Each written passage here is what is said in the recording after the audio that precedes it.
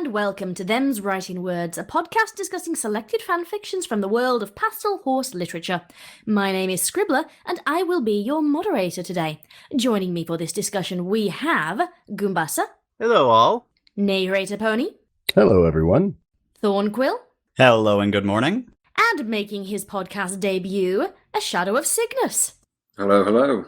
Cygnus is actually an alumni because he appeared on the panel at BronyCon for Them's Writing Words before actually being on the podcast, which I think might be a first. But we are very glad to have him here. Today we are looking at the fanfic Bonafide by Sharpspark. It was chosen by Goombasa, who is now going to read the synopsis. Goombasa? Gladly. Lyra Heartstrings is an up-and-coming musician living in the quiet town of Ponyville. Her mayor friend Bonbon owns and operates Cantor Candies, the town's specialty sweet shop. They've been together for years, and every pony around knows what a happy couple they are. But any relationship has its ups and downs, and it's hard to ignore every awkward moment. Like when Lyra's ex arrives in town. Because she thinks Lyra still has a thing for her. Because someone's been impersonating her for the past few years. Bonbon might be in trouble here. This story was written between the 13th and 16th of January 2014. It's the first of this podcast that hasn't been written for an EQD competition, and it clocks in at 11,111 words, which, just visually, that number pleases me. So... I agree. I say that as somebody who hates numbers generally, but yes, 11111 looks good. Okay, so... as per usual, the first part of this podcast will be spoiler-free. I will signal when the spoilers are going to kick in, so if you want to go and read it, or in fact listen to it, because Goombasa did a beautiful reading of this story back in 2015, which is available in full on his channel. Plug, plug, plug, plug. To begin with, we're going to start with the tags. Do we believe the tags of this story are accurate? Bearing in mind, there's one tag for genre. It is romance, and nothing else.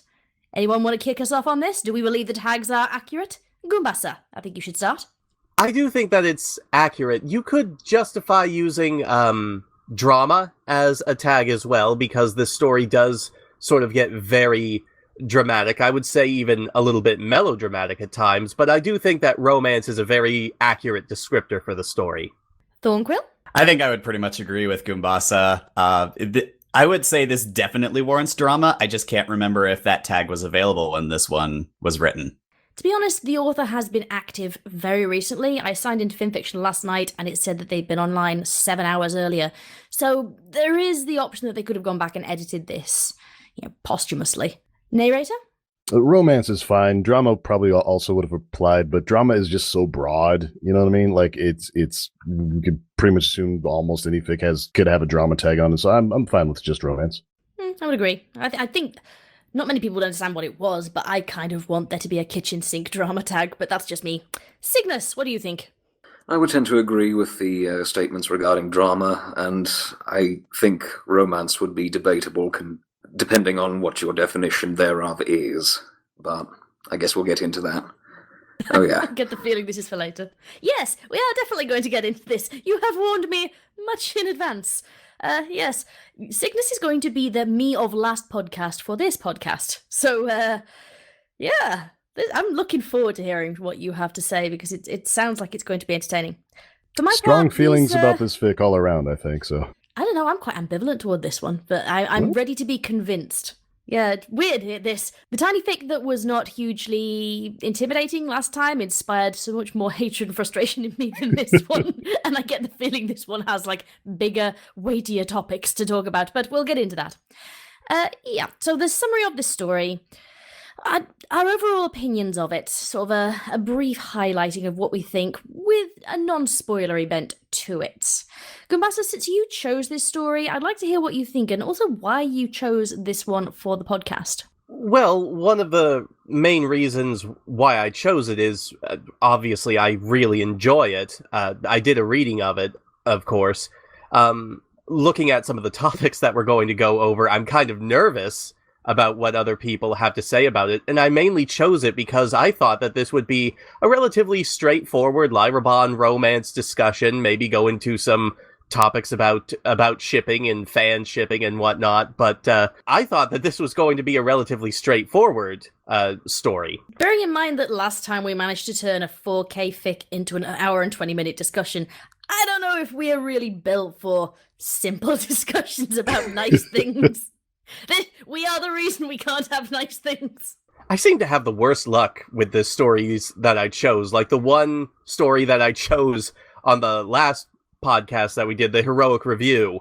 I wasn't even there for that one, and that did not turn out very well. Yeah, for context for those who, one, it's still on my channel, go and listen to this, but yeah, in the early days of Heroic Review back in 2013, I think it was, Goombasa chose a lovely little Twidash, and then I think was it a tree fell on your phone lines and completely cut you out of everything? Yeah. Actually, it wasn't a tree, it was a squirrel had chewed through most of the wire, but it left just enough of it that I was able to sometimes connect for like 10 minutes at a time.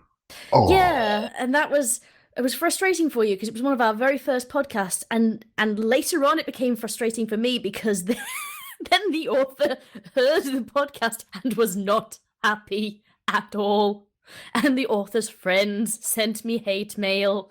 That was officially my very first hate mail as being a fandom celebrity. Ooh, it was quite impressive. But yeah, flames of war were lit by that particular squirrel. Hopefully, not so much this time. Did you kill the squirrel? I'm still not over the squirrel killing your internet. That is not okay. That squirrel needs to die. We never found him. No, you don't kill squirrels. They're just busy being squirrels. They've got a hard enough life as it is without you killing them. More than likely, it touched 2 live wires by itself and is now chunky squirrel stew somewhere, so probably not worth worrying about. Well, we can only hope. This squirrel is more dramatic than the fic is so far. Right, my okay. internet's... But the squirrel! Don't get between Scribbler and the small fuzzy things with 4 feet. Don't Anyway. get between MP and his internet. I'll hurt you. Fight me. Right, anyway, Thornquill, what do you think? Your general impression of this story? Okay, off of the topic of squirrels, I have to recenter my brain. Okay. I Honestly, did warn you squirrel! this is not gonna Oh my god, I can't believe I didn't think of that joke myself. Okay, before more tangents, I overall enjoyed the story for the most part. I don't think I liked it quite as much as Goombasa. There were some issues that derailed me and kind of threw me out of the story. But on the whole, I got the emotional gist that the author was going for, and I liked it. Neighrator? Much the same, I think. My main complaints with the story were, it was confusing to me. We'll get to that later, whether the fic was confusing to anyone else or not. Maybe that was just me. Entirely possible. But I think the story was good overall. I enjoyed it, but I think it raised some questions that the author was hoping to kind of gloss over, but I kind of latched onto, and I couldn't quite let go of. So it introduced some questions that I was not entirely, I couldn't sign off on 100%. But overall, still a good, cute little fic. And Cygnus. Ugh. That your last word? No.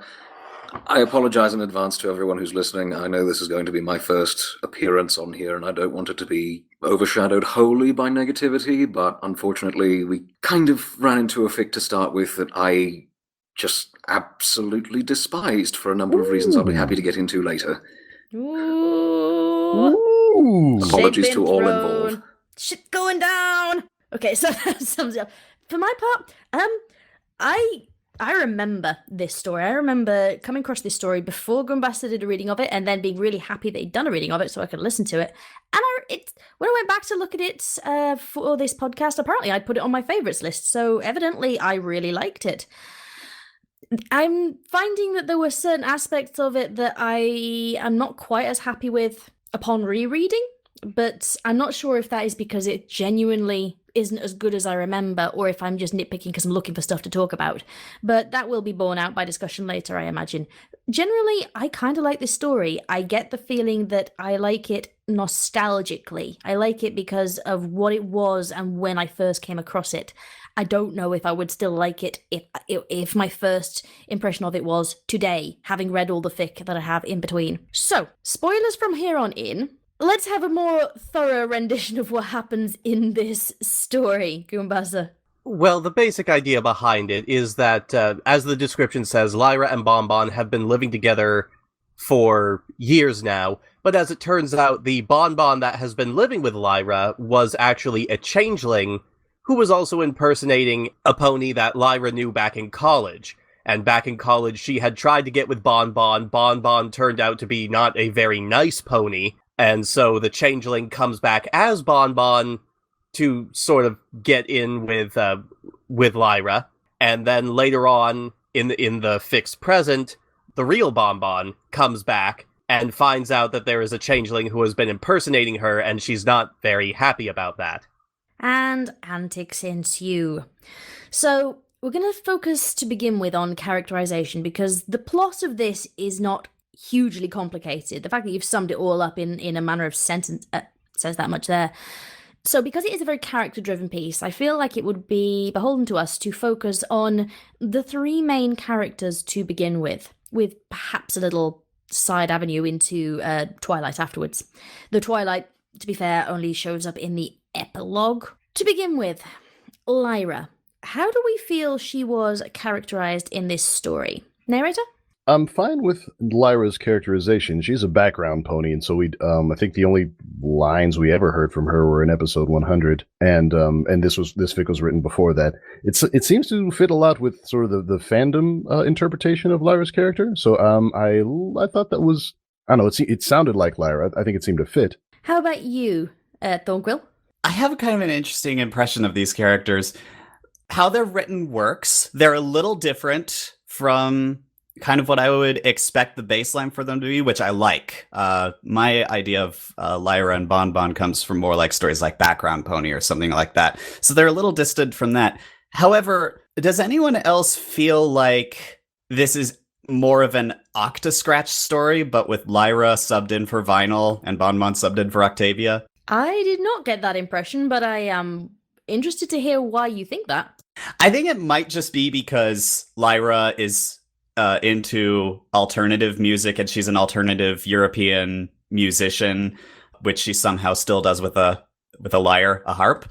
But I don't know. Their personalities just feel more like Vinyl and Octavia than they do Lyra and Bonbon. Boy, I hadn't thought of that until just this second, but you might be onto something there. If you substituted Lyra for Vinyl and Bonbon for Octavia, this fic probably would have still worked without very many changes at all. I'm not sure I agree, but that is an interesting avenue to drive the thought train down. Does that say something about the way that fandom characterizes background characters, that they're all much of a much, or do you reckon that is something that is distinct to this story? I think I would say it's distinct to this story, just because it focuses, when the drama isn't centered around who's been deceiving and abusing who, then the story is centered around conflict around musicians' performance lives and alternative careers and things like that. So I think it kind of fell into that unintentionally. Narrator? Yeah, I guess Lyra and Vinyl's personalities, as they're portrayed by the fandom, tend to be, I hadn't realized until just a second, but they're kind of close, kind of crazy, and everyone else is like Vinyl or Lyra. Lyra! Exactly, thank you. Yeah, can't get away without that. Boston Bon was going to make an appearance somewhere in this podcast. I do love Boston Bon. Yeah, I noticed that she was in your reading. I did originally think that I did originally wonder if this fic was somehow trying to reconcile the Boston Bon we saw in episode 100 and the other Bonbon that was pulling the trash garden at one time, but not the case as it turned out. Not only because this fic preceded episode 100, but also that it wouldn't have fit in the story. I find it quite interesting that characterization of pre-slice of life has still hung on in the fandom in a lot of ways. That whenever I write these characters, they are still those pre-slice of life versions of themselves. I got to admit, I don't like Agent Sweetie Drops. I didn't like that particular writing avenue and would happily ignore it. Cygnus, what do you think of Lyra's characterization in this story? I think of any of the characters that we were introduced to in this particular iteration of their characters, she was probably the least offensive. I would tend to agree with the point that all of the characters in this are very generic. They're kind of placeholders for something the author wanted to write and used these particular background ponies as ciphers for that, but I also agree with the point that this could have very easily been an Octoscratch fic without anything changing or being lost. I find it really interesting because this is genuinely not something I've ever thought of before.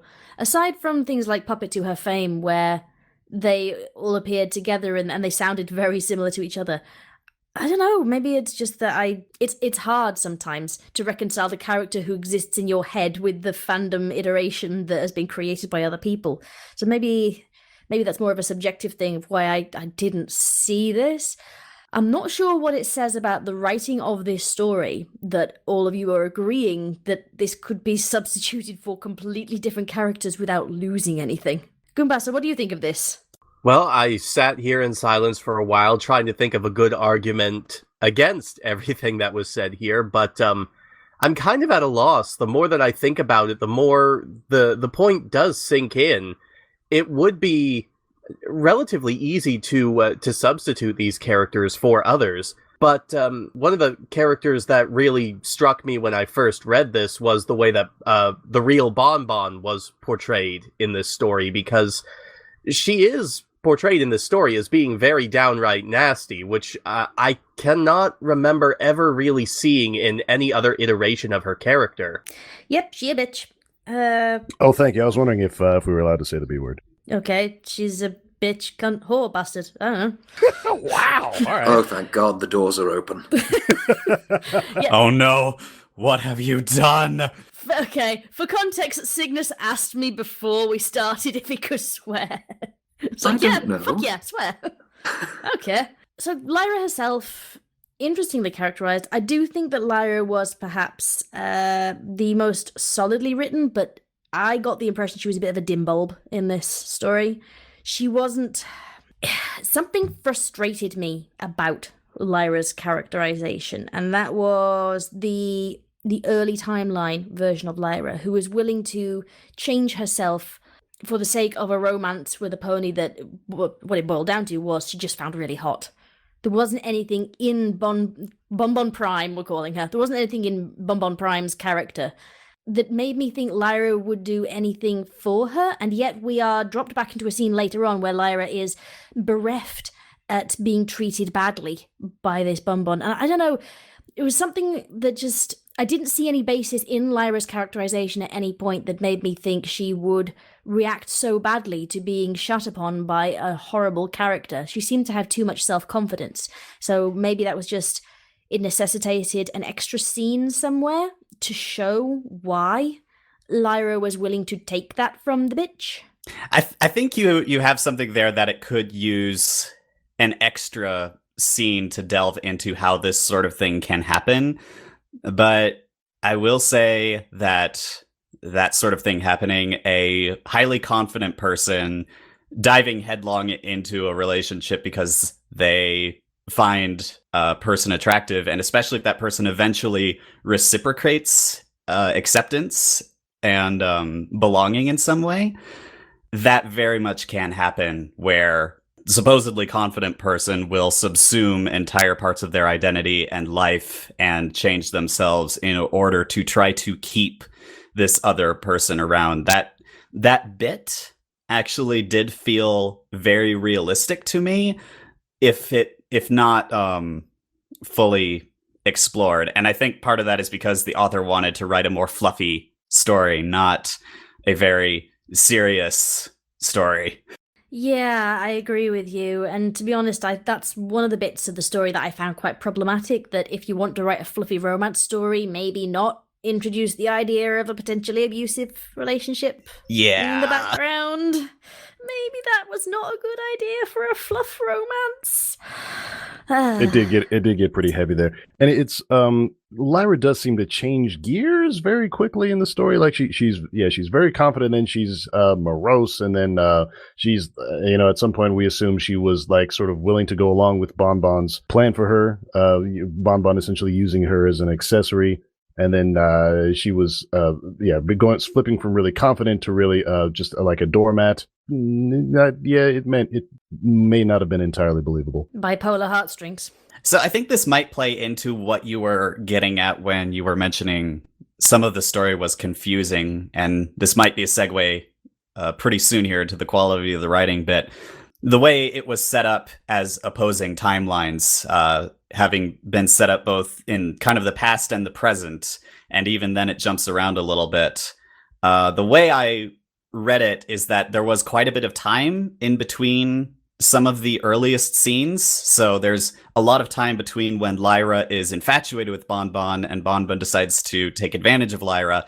And then there's a long period where Lyra is trying to keep Bonbon, and she gets increasingly more morose as she gives up more and more parts of herself. And then eventually, in a scene that I don't think we actually see, enough becomes enough, and Lyra ends things herself. And then the next scene that we see is her later in Ponyville after everything has ended. So I think there's a lot of time that's given to that, and it's a little difficult to keep track of just with the way the scenes are placed throughout the story. If any of that makes sense, or if I've just been addressing the wrong thing. No, it makes sense. The idea of the parallel timelines. It's a trope I've seen in a lot of fiction. To be honest, it's a trope I've used myself a lot. I'm doing it currently in Vampirelance. Go and check it out on my channel. But yeah, parallel timelines, it can be done really well. I'm not sure this fic did, for that very reason that you said, that there were some time skips within the parallel timeline that made it hard to follow. The current time was a very compressed timeline. It took place over the course of 2 days, maybe 3, if you count the epilogue. The previous timeline took place over several years, but the time skips were hard to process because they weren't very well flagged. I definitely had that problem. So if this is a good time to talk about this, just how confused I was about this fic. Okay. Sure, we'll come back to talk about Bonbon and Bonbon Prime in a second. All right. So I listened to Goombasa's reading of it. Thank you, Goombasa, by the way. But you're welcome. Yay, Goombasa! Maybe I would have had an easier time if I had read the fic. I think it was a little easier to follow in text form. I think the past years' time skips might have been like italicized, so to sort of set them apart from the current timeline. But boy, howdy, I had a really tough time just figuring out what was going on and where people were in each scene, and whether this was the house in Ponyville and whether this was the real Bonbon. So it has to do with the fact that the author was skipping around in the timeline so much, and also I think the fact that he tells a story from Bonbon's perspective, but he doesn't say whether it's Bonbon Prime or Changeling Bonbon, and you just don't know. So I was really confused. At one point, I thought that the single Changeling was like was like two-timing both of them, and that this Changeling was pretending to be Lyra to Bonbon in Canterlot and was pretending to be Bonbon to Lyra in Ponyville, and she was like, which would be a really great fic, by the way. I was thinking I might write that later. But I was really Seriously, confused. that'd be fantastic. Yes. Or even worse, you have one where, like, she's playing the Bonbon of both sides, right? The Changeling's playing both Bonbons to try and get Lyra to feed off of her need for love or something. It'd be dark, but, you know. To be honest, this fic has some seeds of darkness in it. Like, that abusive relationship is a bit of a thorn for me. That Yeah. No offense, Thornquill, but None taken. Yeah, it's one of those things that when I first listened to it back in 2015, didn't really mind it much at all. Upon rereading it, that's the bit that stuck with me, is that feels out of place, or at the very least should have been addressed better. So there are some seeds of darkness in this that could necessitate an alternate ending written by someone else. It wouldn't be the first time that somebody has done that on fanfiction. We're a symbiotic fandom, after all. Anybody else got anything to say about the writing process regarding these different timelines and the confusing nature of them? I would agree with what's been said. I think that either the story needed to be about half as long as it was and cut out all of the dark stuff, all of the non-fluff, and just leave it with, you know, the happy semi-drama of the Changeling reveal and then the Twilight Ex Machina at the end. Or you needed to go into a 30 to 50,000 word fic that actually does explore these concepts with the depth that something like this needs, you know, to really capture the horror of the worst parts of it and the joy of the best parts. Here we sit in the middle. Fair point. I agree. I don't think this fic is as good as I thought it was back in the day. And I think you just typified the reasons, Cygnus. Rewinding a bit, let's talk about the two Bonbons and their characterization. I suspect Cygnus is going to have something to say about this because it does kind of touch upon something he said later on. We'll keep that as a separate topic about subsuming oneself to become someone else. How do we feel about Bugbon or Bonbon or Windy Whistles or whatever her real name is? Was it Windy Whistles? No, it wasn't.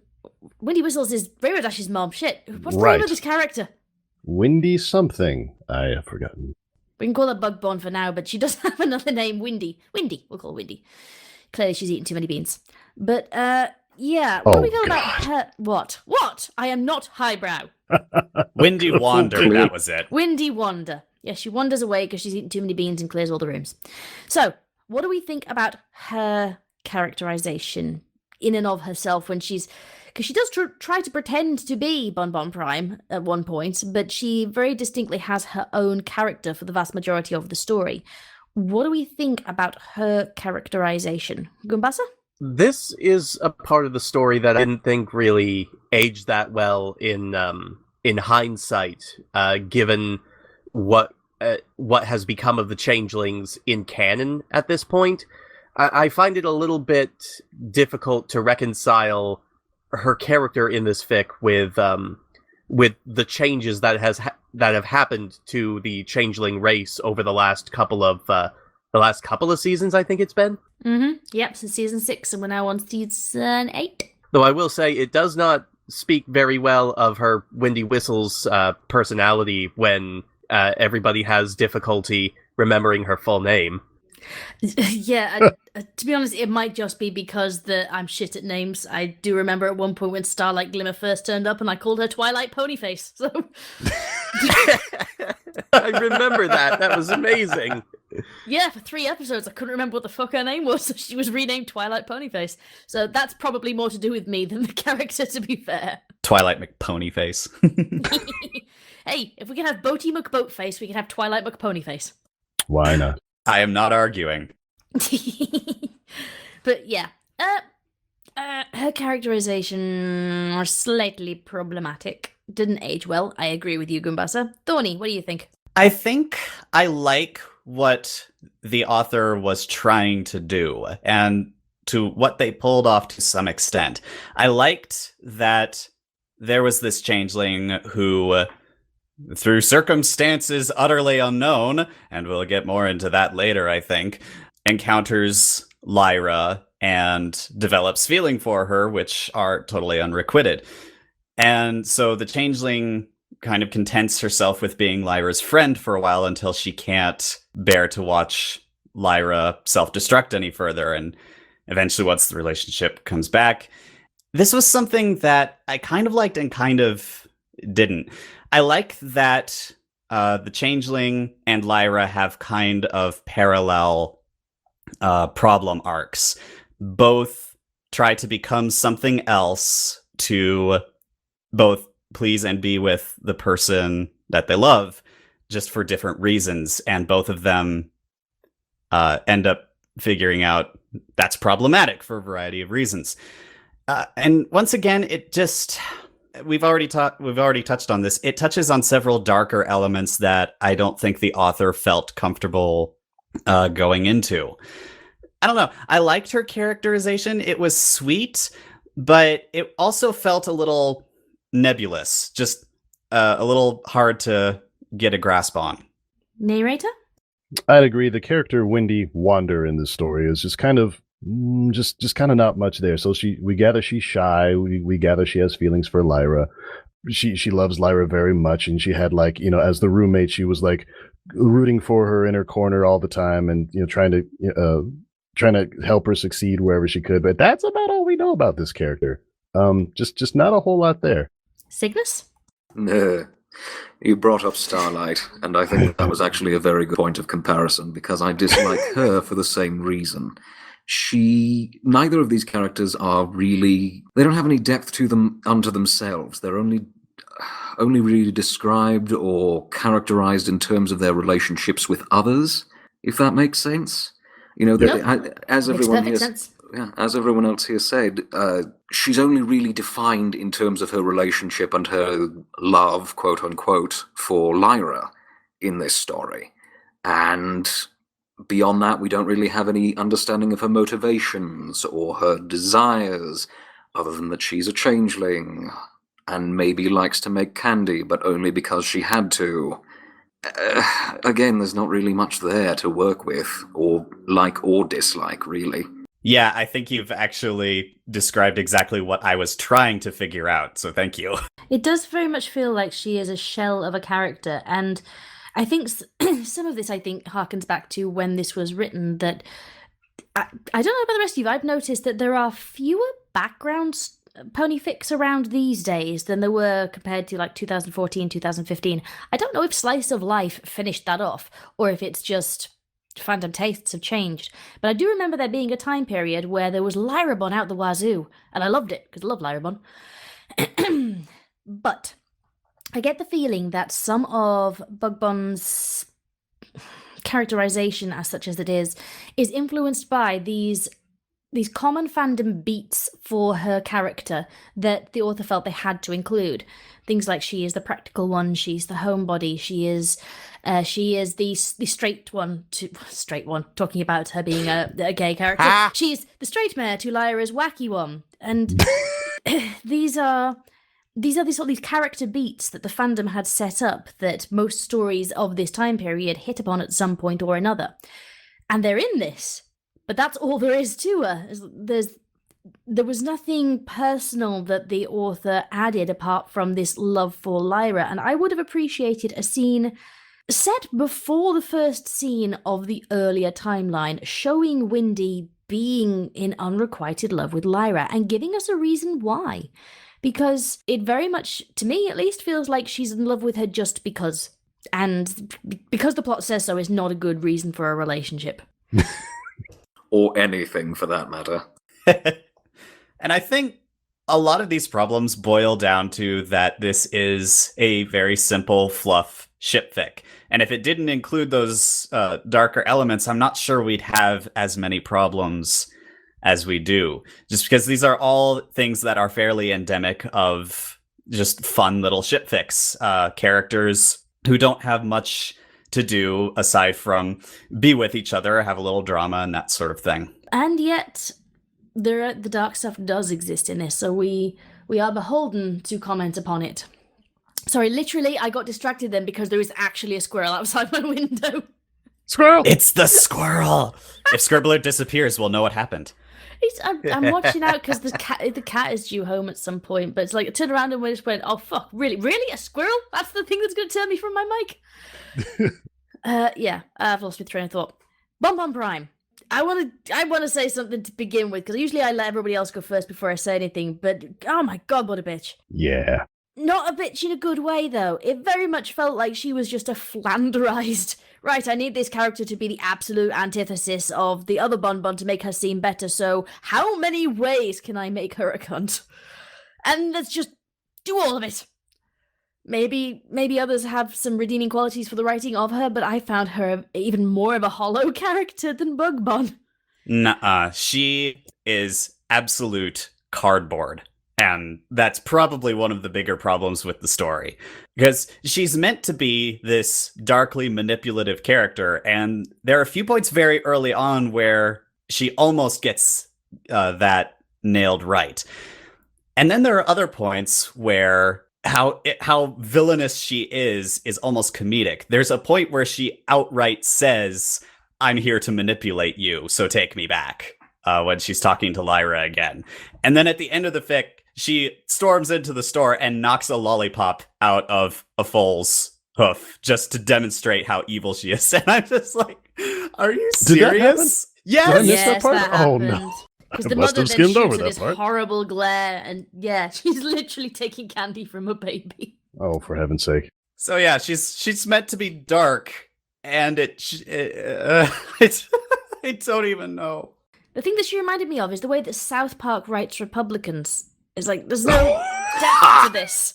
I say this as a British person who doesn't fully understand the American system, so a lot of my political know-how is, as deep as a shadow on a hot pavement. So the way that South Park writes them, I was getting that flavor from the way that Bonbon Prime was written. It's like, how she's gonna be racist, she's gonna be homophobic, she's gonna be shallow, she's gonna be superficial, she's gonna be bitch. She's like, she's every high school cheerleader character dialed up to the nth degree.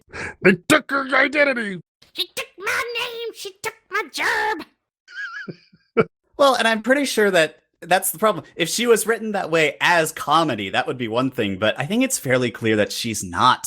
And it's very strange. If you're going to be homophobic and yet choose to be in a homosexual relationship because you want to exploit your partner's resources, wouldn't you pick someone other than a not yet succeeding musician?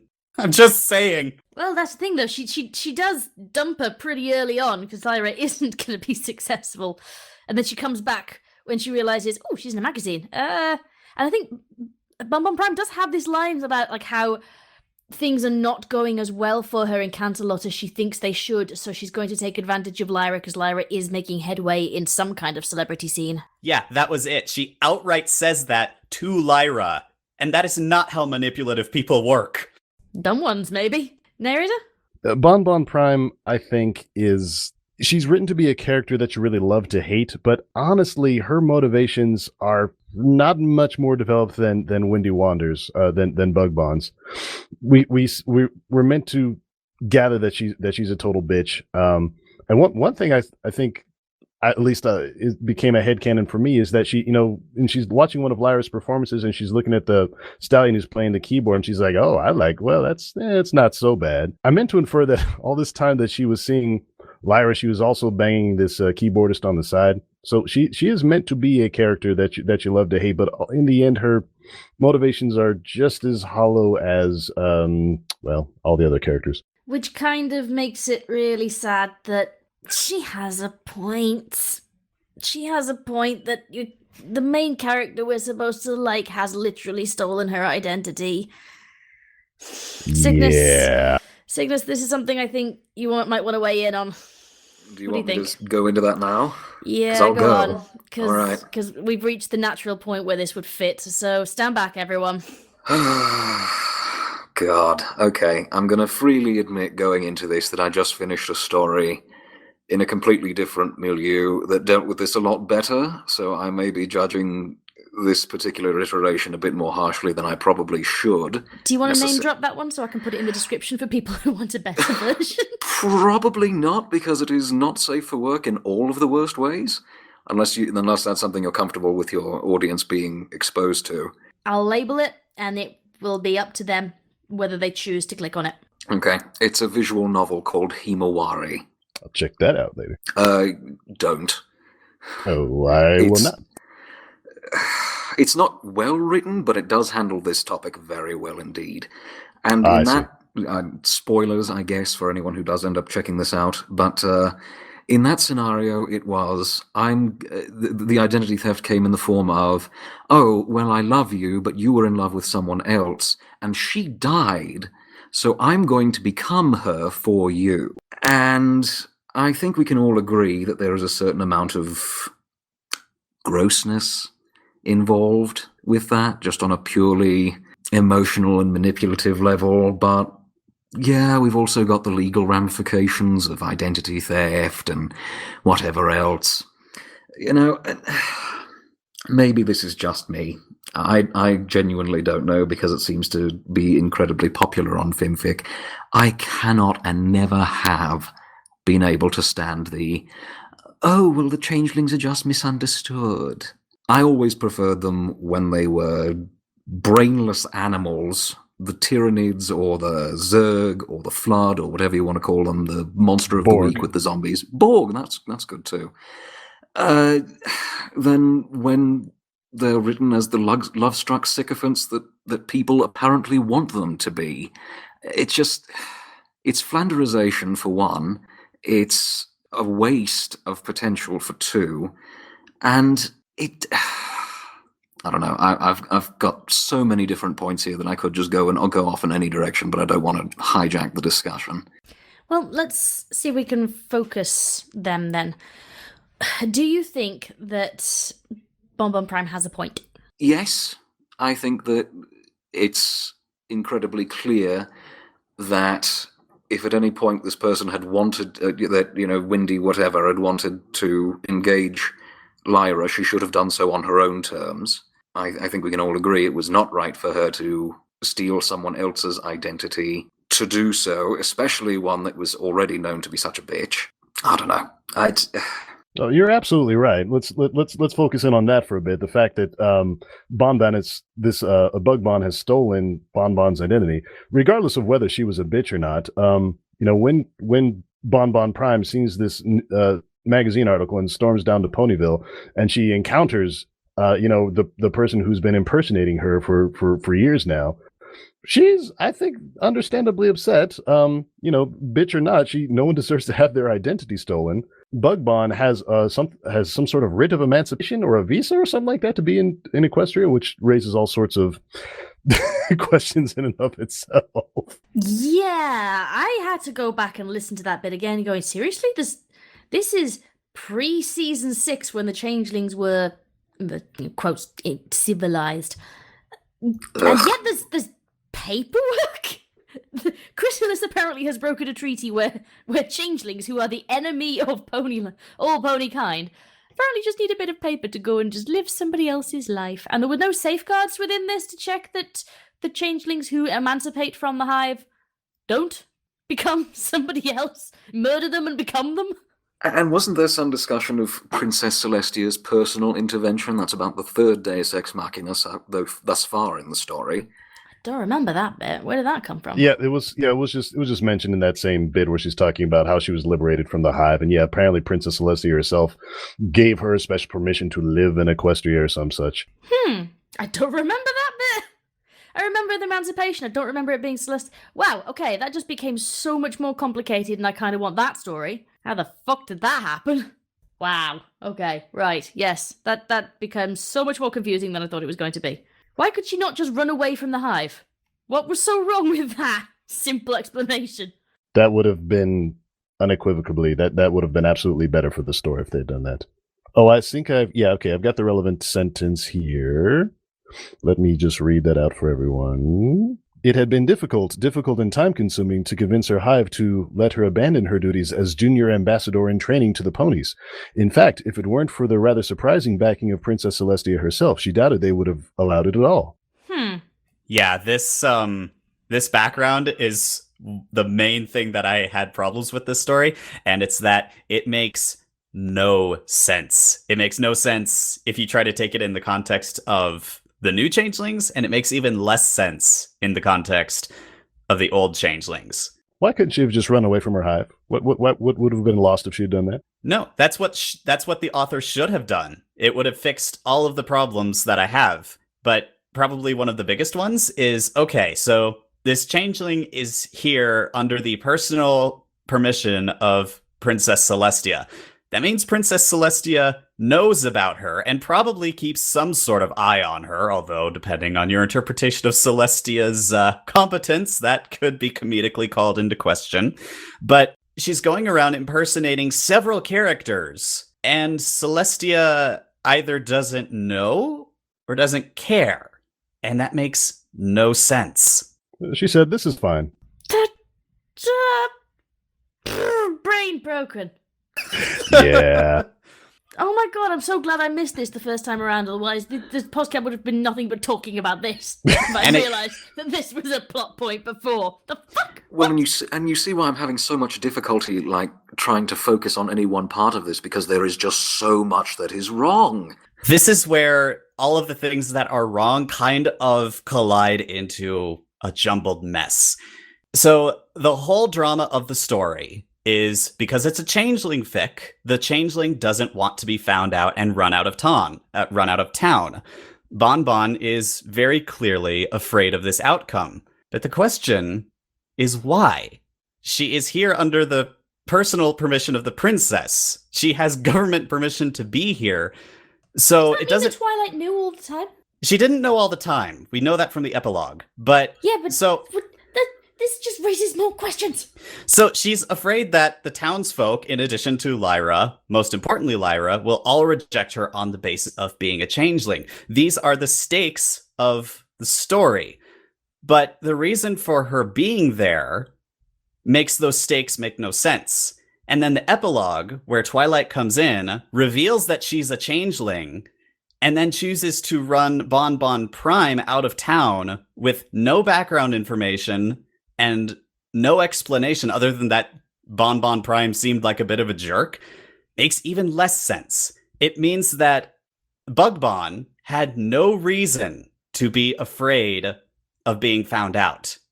And the author took their own high stakes out of the story with this really confusing background. Unnecessarily. Which was contained in one sentence that I fucking missed. Yeah. Oh my god, this makes... Okay, so this story just went from being problematic to fucking awful. One fucking sentence has just ruined it. Oh. It would have been so easy to fix, too. Why did you just... And I'm here too. It's strange. Why? Yeah, I'm curious what Goombasa thinks. Why did the author choose to go with this more convoluted explanation of how Bonbon got here in the first place? I don't Oh God! know. Don't make him defend it. That's awful. Don't. He's got a bloody Inquisition panel here in front of him. Not defend, just speculate.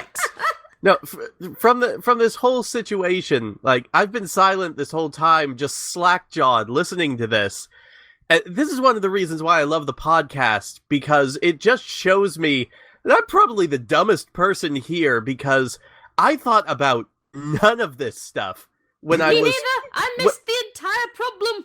I didn't even see some of the more obvious problems that were pointed out earlier. I just saw a light, fluffy fic that the first time I read it, and then I went back to it for this podcast, and I still found myself enjoying it. But now,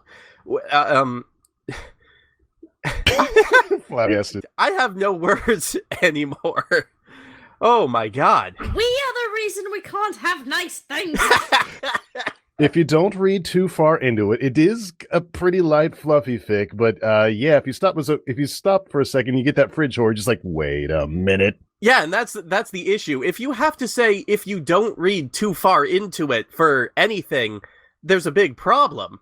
And now that I have read further into it, I'm never going to be able to read this fic again. I don't think. Okay, but I think a measure of fairness is in order, because you, me, and Scribbler, and anyone else who read the story and enjoyed it because it is meant to be a light, fluffy fic, and we read it as a light, fluffy fic.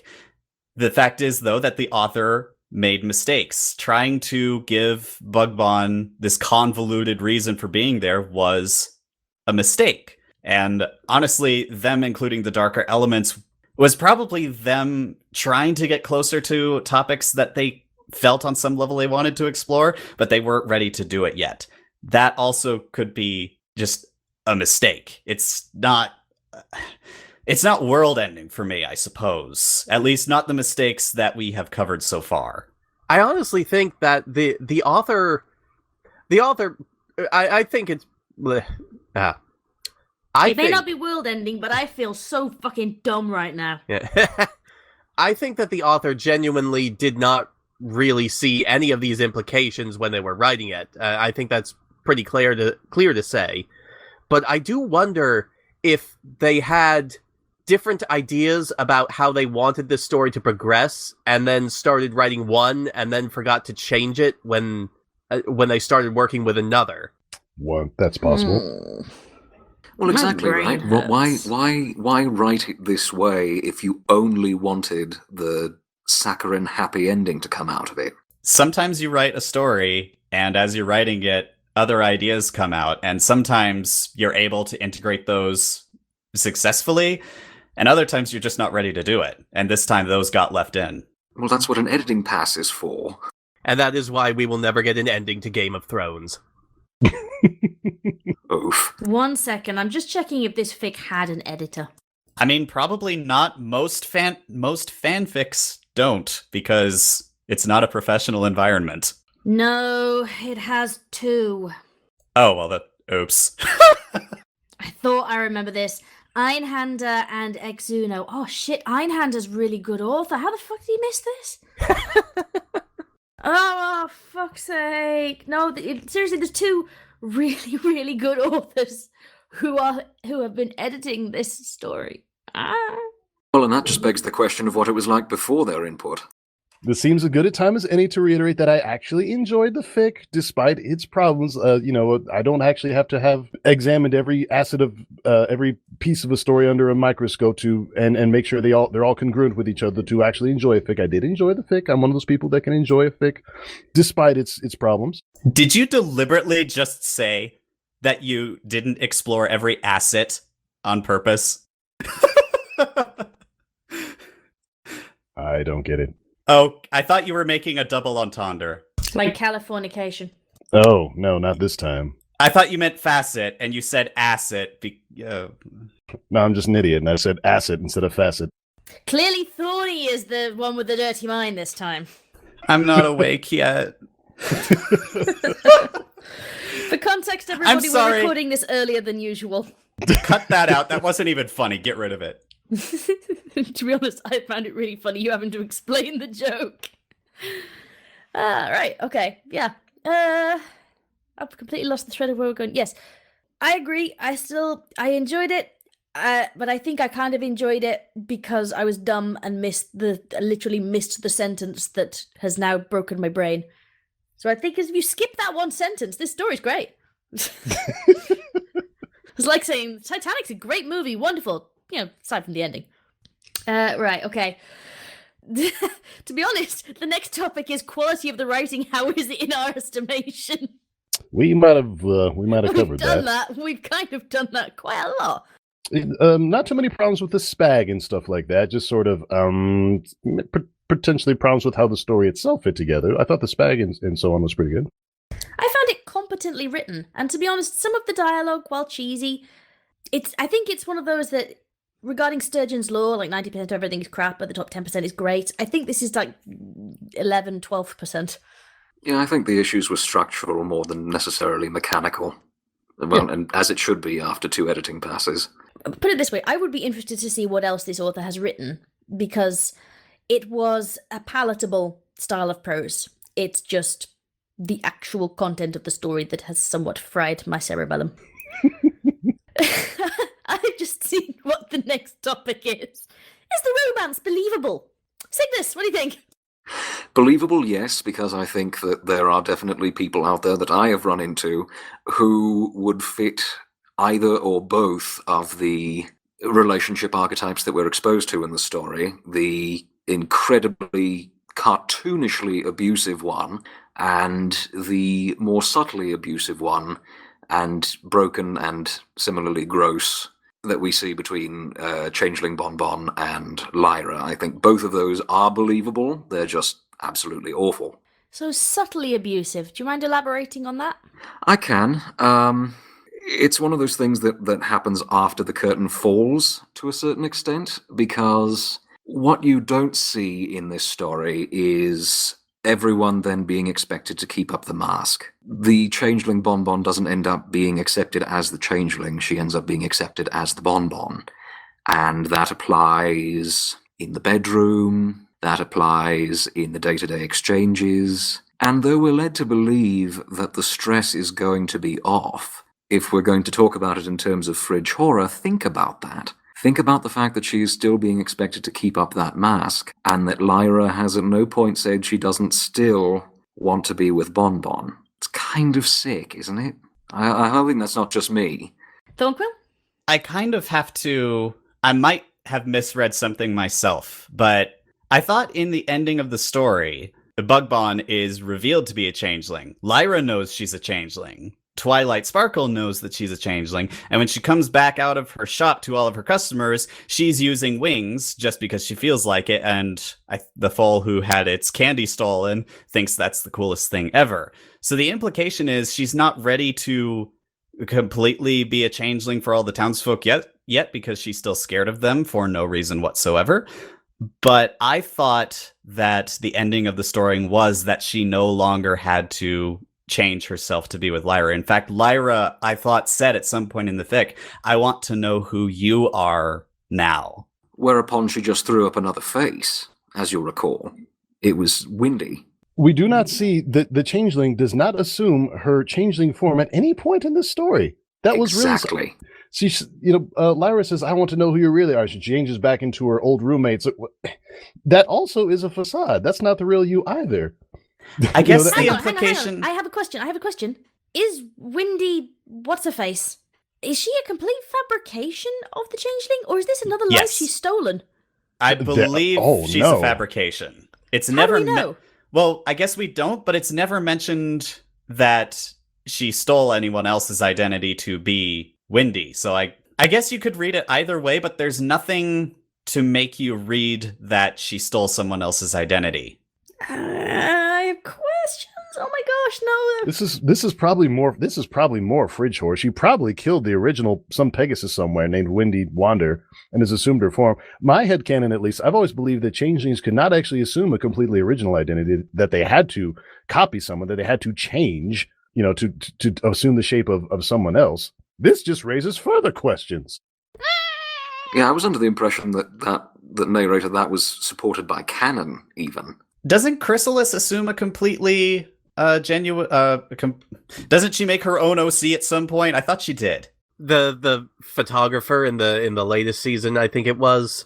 But we still don't know if that was an actual thing, because they knew that there was a photographer who's arriving, and then Chrysalis turned up. And how would Chrysalis send a message? Like, she's living in the woods on her own. Shit. That just raises further questions. This changeling, Bonbon, murdered an innocent Pegasus and assumed her identity, and Princess Celestia was just like, this is fine. I'm just imagining Celestia sitting in a big fiery room just going, this is fine. Oh my god. And she gets to have her fairy tale after ever. I don't know. My headcanon has always been that changelings could be whatever they wanted to be, whether it was copied from another's appearance or not. But that's just me. You could be right. I think we were discussing the ending of the story. So what does everyone else think about? Does this move towards a resolution for both Lyra and Bonbon, that neither of them need to efface aspects of their personality to be with someone else? Or is Bonbon still under a really rather darker pressure from Lyra or something? I think that there's something Goombasa would like to comment on, because I'm just going quietly insane in the corner. No, I was just going to say, I think you bring up a good point, Thorny. Thorn. Thorny. That Thorn person over there. I am Thorny. at peak joy today. But I think you bring up a good point that there is potential for an entirely other story after the curtain closes on this fic, with them having to explore the implications of their relationship a little bit more deeply now. Something that definitely wouldn't fit into a light, fluffy fic like this was trying to be, that's for sure. But I do think that there's a lot that really should be more explored beyond this ending. Yeah. So this ending. I said earlier I wanted to talk about Twilight's characterization. To be honest, I'm kind of questioning a lot of things now with just things that have come up afterwards. What do we think of Twilight's part in the ending, with her changeling reveal spell that reveals Bonbon as a changeling, and yet everybody just goes, oh no, but you're the evil one, Bonbon Prime, whose identity she stole, but you're a bitch, so we don't care, so we're gonna literally strip you of everything you are or could be because we like this one better. Am I getting an Armin Tanzarian vibe from this? I don't know what that last bit meant. Skinner, Principal Skinner. When Principal Skinner in The Simpsons, at the end of one of the seasons, it's considered to be like the turning point episode for when The Simpsons went from brilliant to meh to oh my god. And it was where Principal Skinner is revealed to not actually be Principal Skinner. He is actually, his real name is Armin Tanzarian, and the real Seymour Skinner was his commanding officer in Vietnam who was presumably killed, and he came home and the Seymour Skinner's mother mistook him for her son at the door, except that she didn't. She just kind of liked him better than her actual son. But then the real Seymour Skinner comes back, and the entire town decide they don't like him, so they decide that they're going to maintain this lie and keep Armin Tanzarian as Seymour Skinner because they like him better. I had forgotten all about that episode. That's a perfect analogy to this story. And considering that is long held to be one of the worst Simpsons episodes ever, it always appears in top 10 lists. Possibly not a great accolade that this story is very much coming off the same way. Yeah. So, my personal impression is that the author wanted this to be a very My Little Pony style ending, where I think the point was that Bonbon was afraid of all these things for nothing because the residents of Ponyville are so good that they instantly accept her and they reject the real evil, which of course is a pony who has a terrible personality. But again, the problem is that it doesn't work because Bonbon had no reason really to be afraid ever, is my biggest problem. And no right to that personality. It doesn't No. matter if they like her better. It's not hers. Yeah. Yeah, and again, Twilight does all of this, having heard no side of the story but the real Bonbons. She just decides, this pony's rude, so I'm going to make it look like she's the changeling and have her run out of town, and when everyone asks, but you could tell that Bonbon was the real changeling, she's like, I'm good with it. She literally says, I know that Bonbon is the kindest, most helpful pony who always has time for others, whereas that one called my forms and my paperwork silly. Like, the fuck? You have literally just stripped this pony of her entire life, her legal identity, because she doesn't like fucking paperwork.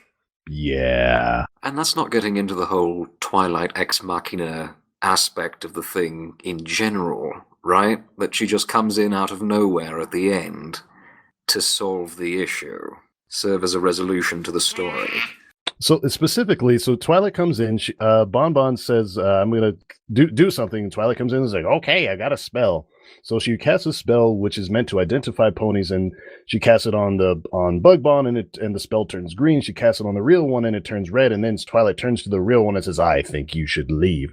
And then everybody in this sweet shop kind of gangs up on Bonbon Prime, and she runs off, and says, "You haven't heard the last of me." And then Spike says, "Well, Twilight, I thought the changeling spell was red for ponies and green for changelings." And Twilight says, "Yeah, it is, but I just didn't like that one." So what? So first of all, what was with the spell? What were we supposed to get from that? What did that mean? And then she knows that that's the other Bonbon is the real Bonbon, but just, "I think you should leave." What? So I think what this story is supposed to resolve to is that Bonbon's real personality was, who she was all this time. It didn't matter what face she wore. It was clear that she was, who the person really is the loving and kind one. And that's what matters, not who you are or what you look like or anything like that. And that's why the really rotten Bonbon gets run out of town. And I think that's what most people get when they read this through as a lighter story. I don't think it's working right now. There is a story in this fandom that takes that aspect of changelings and of someone close to you who is revealed to be a changeling, and the strength of your connection with them means that you don't care they're a changeling. And there's a story that does this much better, and it's called Who We Are by Kits. Yes. Yeah, that's how you do it right. Yeah. Well, and the reason why that works better is because the stakes in that story are real. Being a changeling in that environment is dangerous, even if you're a good person. So you have a reason to hide. Bonbon's reasons to be hiding in this story are much more problematic.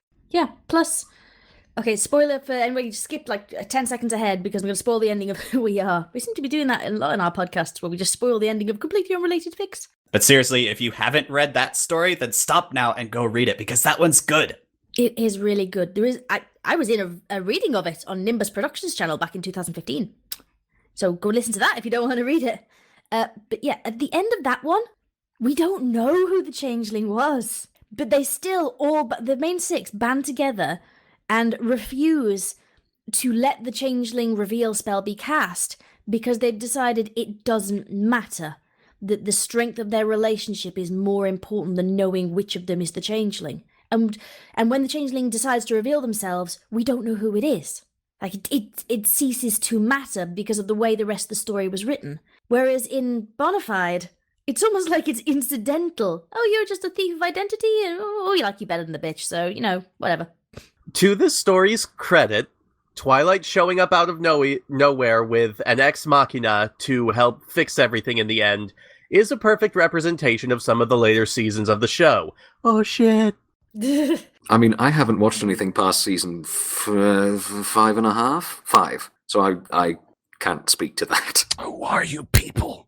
I still think that they have some good stories, but it's nowhere near as magical, shall we say. It's not as fun a sandbox to play in anymore. But to be honest, I think it also is a pretty representative of the way that fandom was back then. Does everyone remember that time period where most stories were motivated by Twilight trying a spell that went wrong? Christ. It became a cliche, a joke cliche. Yep. And this was written around the time that Twilight turns up and has a spell that fixes everything, was the current cliche. Yeah, So- that was around season 4 or something like that, wasn't it? Exactly when this fic was written. Oh, so it was Princess Twilight. All right, another reason, Yes. another tick in the awful column. Yeah, this was written with Princess Twilight. Yeah, but it was Princess Twilight who still lived in the tree, so it's pre-Tirac. I find myself thinking about this story that it's very representative of the era in which it was written. And taken in that era, its sins were a bit more forgivable because they were a lot more common. But taken in 2018, they are more problematic. Because we've changed as people and we've changed as consumers, but also the world itself has changed quite a bit since then, and we are much less forgiving of these kinds of mistakes. I think that was a perfect segue, moving into progressing views and whatnot, into our next point. Yes, and that was totally planned. Honestly, yes, I completely and utterly knew what I was doing with that. Well done, Scribbler. Yeah. The next point, which was added to our itinerary by Cygnus, and so I'm going to segue into him explaining himself on this, is othering of homosexuality in the intro, brackets, a fucking gain. Cygnus? This is a problem that I have with fics right across the board. Seem to be having some trouble with my connection, pardon me. At the critical moment, of course. That's what she said. Yeah, tell me about it. Am I having any? Am I coming across? Yes, you're Yeah, you're coming fine across. now. All right, perfect. Okay, yes, this is another problem that I have with ponyfic in general, ponyfic of an early vintage especially, and that is that no matter where you look, no matter who the author is, no matter who the subjects of it are, every time that a homosexual relationship is brought up in a certain cadre of fics, it is always treated as something strange and bizarre and alien to the world in which the story is taking place. And I have no patience for that. This is supposed to be a beautiful, magical, fairy realm of magical talking horses. There exists none of the prejudice. There exists none of the religious or social basis for any of that kind of behavior. There's no reason for it except as a reflection of bizarre, preconceived human notions that are being carried over to this sort of fic. And specifically, because I know that that's kind of broad, in this fic, it comes across as early as the 5th bloody line with the phrase, "Oh, but you're both mares," as if this is somehow strange or alien or bizarre, which, even in terms of the story, nothing is really done with it. It's just there to, cause more drama? This was Windy Wander who said that line shortly after Lyra saw Bonbon Prime sitting across the room and said, "Oh, isn't she dreamy?" And then Windy Wander says, "Oh, but you're both mares." Now, presumably, if these two are roommates and purportedly best friends, this is something Windy should have known about Lyra beforehand. She shouldn't have found out that she was into mares right at this moment. So that the whole scene doesn't make sense. Wait, yeah, and if that's Wendy's reaction, then but she later chooses to be in such a relationship with Lyra. What? I chose to think on that one that it was Windy had always assumed that she would never have a chance and then has suddenly realised, oh shit, I might have something going here. Well, that should have been better explained. Okay, I could read it that way. Should have been better explained, yes, but that's sort of inference. Regarding the othering of homosexuality, I find myself kind of almost in defense of it in Ponyfic, just because there is this compulsion to reflect real world and to work through real world issues through the lens of pastel-coloured horses. And I must admit, I'm kind of defensive of the topic simply because I've done it. And I've done it in a really big fic, Playing With My Heart, which is basically one of the main plot points is Vinyl coming out as gay while being a celebrity and the backlash from that. And just, I can only speak from my own perspective on this, but I suspect a lot of authors do the same thing, which is it's working through your own issues through the lens of your fiction. That this is like your own personal therapy session that just happens to involve ponies. So maybe this is... everybody pours a little bit of themselves into their stories. So the othering of homosexuality can, and sometimes is, more a reflection of an author's personal viewpoint rather than a reflection of, yay, clearly Ponyland is going to be exactly the same as Humanland. I understand what you're saying. I completely agree that there is a necessity for that. I certainly am not. I'm guilty of it myself. I mean, if you read Peaceable Kingdom, please don't. It deals totally with the getting same. linked in the comment. You'd better not. You'd better not. I link everything we talk about. Literally, I go looking for things to make sure that the in other words section part of my description is fruitful.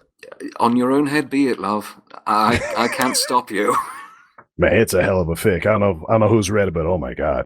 I have been in fandom too long for you to scare me with your stories, Cygnus. Oh, you say that now. You say that now. Would you just wait, lady? Final Fantasy VII fandom has scarred me too much for any of this, to be honest.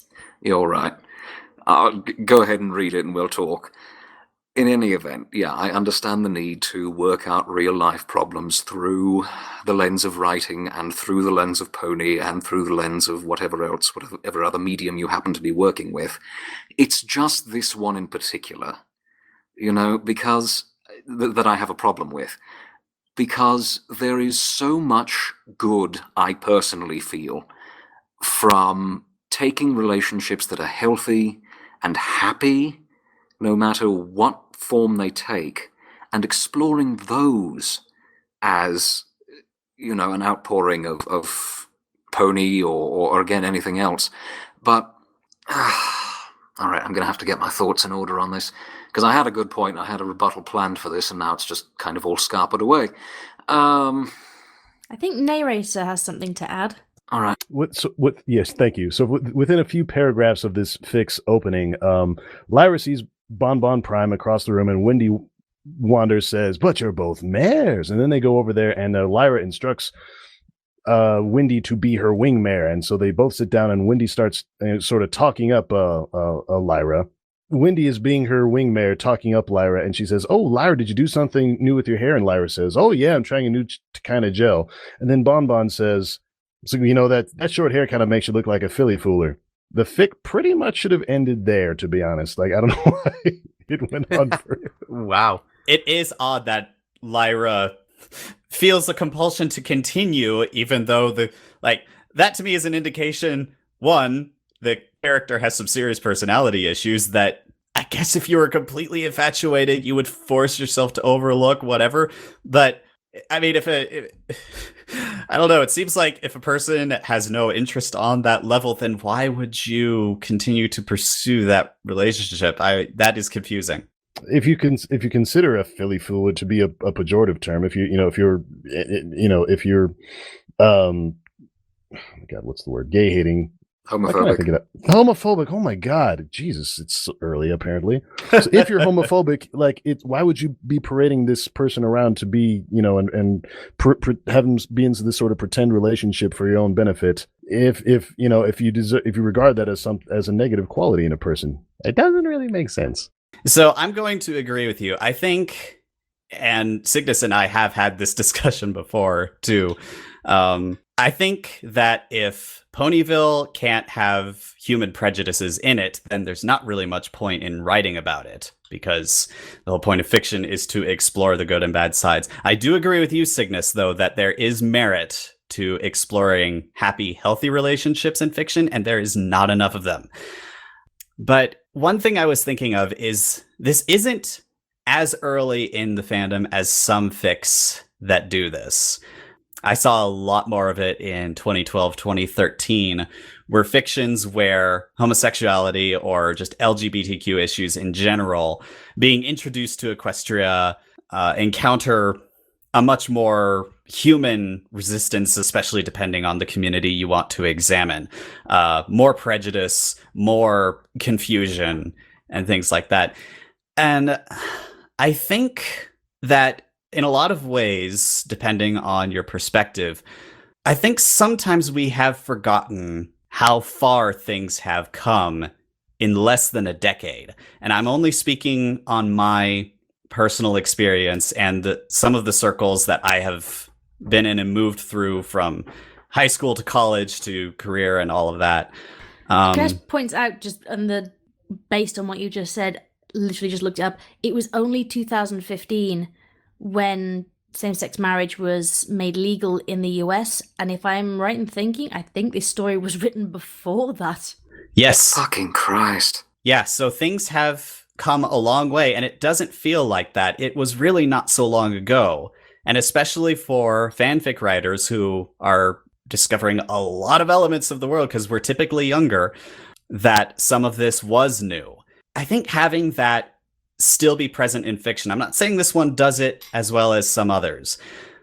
Sometimes it can feel really awkward, but having that prejudice in there and having characters still have to face that can actually be very important for a reading audience to show that there is still resistance to LGBTQ issues. There is still prejudice, and having that experience reflected can help guide readers out of prejudice, because it can show them the damaging influence of that experience, and it can provide catharsis for those who might be enduring that harsher aspect. Again, it does feel more natural for Equestria to be loving and more accepting, but I think having that negative experience in fiction as well still has a place, because it was definitely not that long ago that a lot of people may have first encountered LGBTQ issues for the first time, whether they're coming from experiencing those themselves or just hearing, people think this way. People go through some of these things. I did not know that. That is an incredibly important role of fiction. And I think I think in this story, it's in there more as a trope than a real exploration, but I know why it's there, and I don't think it's wrong that it's there, is what I think I'm trying to get at. Might also be reflective of a lot of fan fiction is written by teenagers who look at the world through the lens of their own experience and compare it against the lens of what they would like to experience. I mean, we are an aging fandom. We're kind of unusual that we are still active, even though all of us are significantly older than those who would typically be producing fan content. God damn it, I feel ancient now. Fuck. Yeah, thanks for that. I'm older than you, shut up. Like a month. Oh, Cygnus is gone. Cygnus's connection finally failed him. Hopefully he'll get it back. Because I have a feeling he would like to respond to some of the things I just said. Yeah, I think so. The fact that you went fucking Jesus Christ, I genuinely had not realised that same-sex marriage was that recent in the US. Shit. I mean, it was 2012 in the UK, and I was thinking like, wow, that's actually a lot sooner than that's not as long ago as I would like it to have been. And then you realise, oh god, this show about pastel horses is literally older than gay marriage. Wow. Well, I think it varies from state to state. I could be way off on this, but I feel like they're issuing marriage license in San Francisco, for example, considerably further back than 2015. It was civil unions, not marriage. Oh, That right. was the big thing that there was the debate about whether or not the word marriage could be used to refer to a same-sex union. Interesting. And because that was what came up in, like, I remember, because I'm really old now, I remember that debate happening in 2004 and there being a vote about it. And I was in the X-Men Evolution fandom at the time, which had a lot of American folks in it because I was at uni. And people were going crackers saying there is no feeling quite like the greater American public telling you that your beliefs and your relationships don't matter as much as them feeling comfortable. I remember, I wish I could remember the name of it, but there was a fic that kept cropping up for me in my recommendeds several years ago that almost seemed like it was a bit of a pushback to the whole thing about problems with homosexuality. That was it was a Roseluck fic where the idea behind it was she was straight, but it was illegal to be straight in that version of Equestria. You were derogatorily referred to as a breeder. You had to be gay. Well, now that just sounds very complicated and interesting depending on how well it was carried out. I've seen a short film like that. There is a short film that's currently, I think it's hit its funding to become a feature, but there was a 15-minute independent-made movie about a world in which same-sex couples are the norm, because it's considered religiously, it's considered to be bad to mix the genders for anything except breeding. So women live with women, men live with men. Once a year they go off and breed, and then everybody lives their same-sex lives. And this one girl of I think she's about 12, realizes that she just really likes this boy at her school and is tortured for it by everybody. And it's one of those, the moment you make one tiny switch, suddenly all the dialogue that you're so used to being cliche takes on this extra meaning.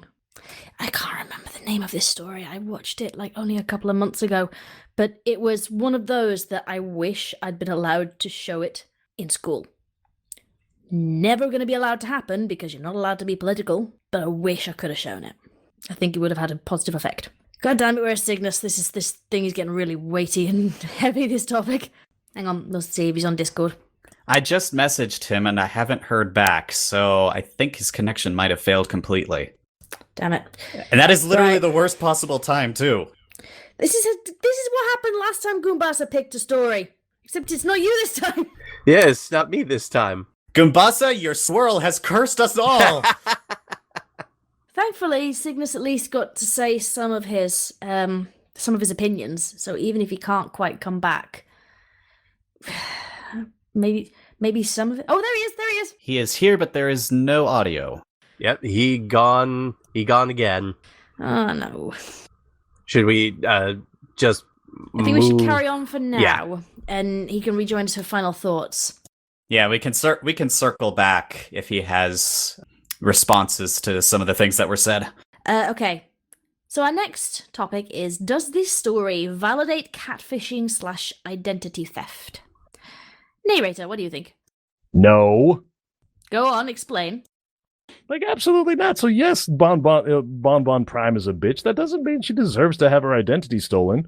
And everyone just seems to be okay with it. It's like, we know you're the real Bonbon, but you're a bitch, but we don't like you. So and then we like the regular Bonbon better. So now she's Bonbon with wings instead of, like, why couldn't she have used her regular, like, Windy Wander persona, which is apparently her true form, or why couldn't she have, like, just been a changeling if she is a changeling, and that was, there's no question. Like, we never see her changeling form in this fic, so no, absolutely not. It does not validate. And yet does not punishing her and allowing her to keep the Bonbon identity, is that not validation?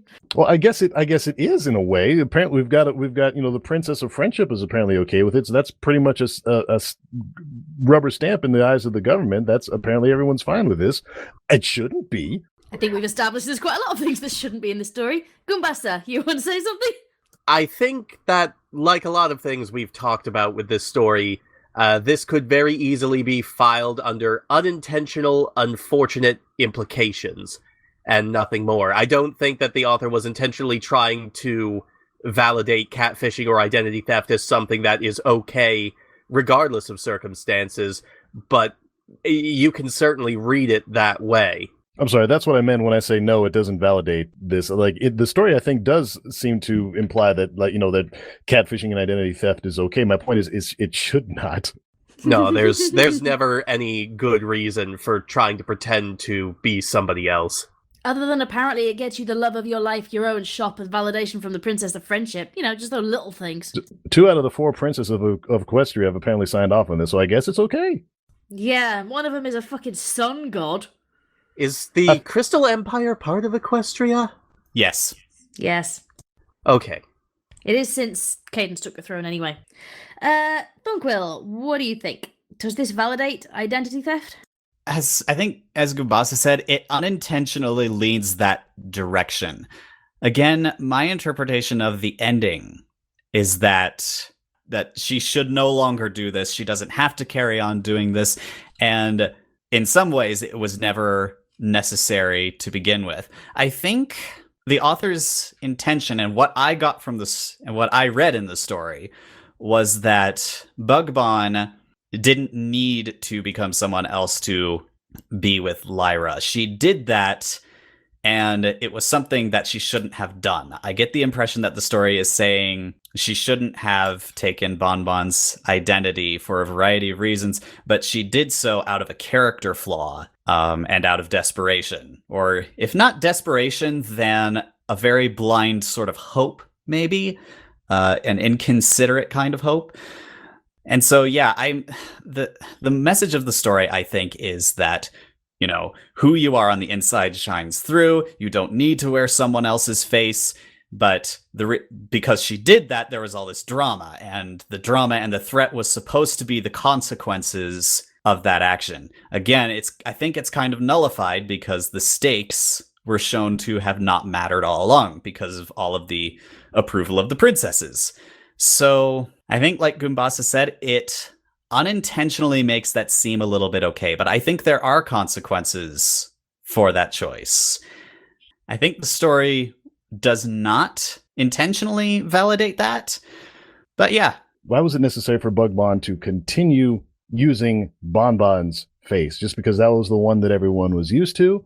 If the message of the story is that appearances don't matter and it's what's on the inside that counts, then why couldn't she have just used her changeling form or something else? If Windy Wander is apparently her real form, why not revert to that? The way I read it, and I thought some of Windy's Bonbon's dialogue, some of her dialogue said this, was that she was happy that Lyra accepted her, and she wanted to begin moving more towards a form that was herself, whatever that ended up turning out to be.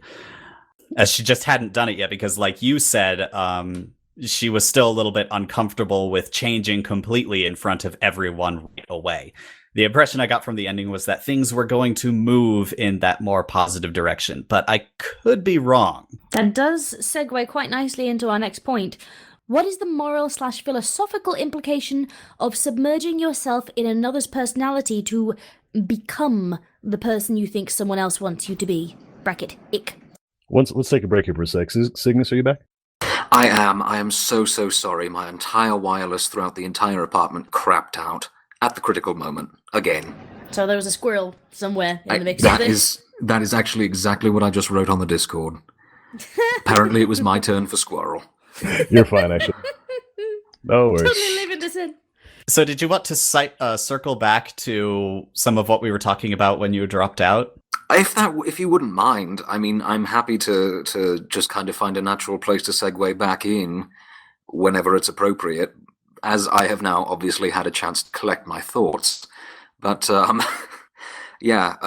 just let me know, I guess. Go on.